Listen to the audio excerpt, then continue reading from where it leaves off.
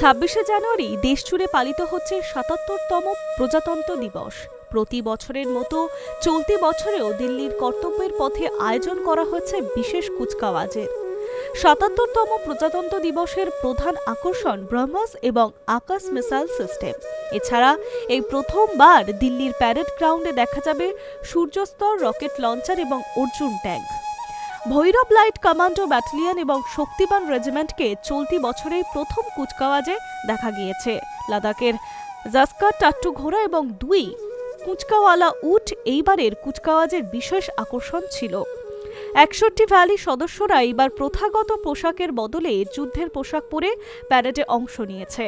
চলতি বছরে পুরো অনুষ্ঠানের থিম সাজানো হয়েছে বন্দে মাতারামের 150 বছরের কথা মাথায় রেখে। কুচকাওয়াজের সময় কর্তব্যের পথে আকাশে নজর কেড়েছে মোট 29টি সামরিক বিমান ও হেলিকপ্টার। তালিকায় ছিল রাফায়েল, সুখোই, MiG-29 সহ 16 যুদ্ধবিমান। এছাড়াও ভারতীয় প্রযুক্তিতে তৈরি ধ্রুব ও রুদ্র হেলিকপ্টার আকাশে তাদের বিশেষ কৌশলও দেখিয়েছে। প্যারেডের গ্রাউন্ডে অর্জুন ট্যাঙ্কের সঙ্গে ভীষ্ম ট্যাঙ্ক এবং নাগ মিসাইলের সিস্টেমও প্রদর্শিত হয়েছে। চলতি বছরে কুচকাওয়াজে অপারেশন সিন্দুরের একটি বিশেষ প্রদর্শনীয় ছিল। গত বছরে মে মাসে ভারতীয় সেনা এই অভিযানে যেসব শক্তিশালী অস্ত্র ব্যবহার করেছিল তার মডেলও দেখানো হয়েছে। এছাড়া ডিআরওডি তৈরি অত্যাধুনিক হাইপারসনিক মিসাইল প্রদর্শন করা হয়েছে, যা লক্ষ্যবস্তুতে নির্ভুলভাবে আঘাত হানতে সক্ষম।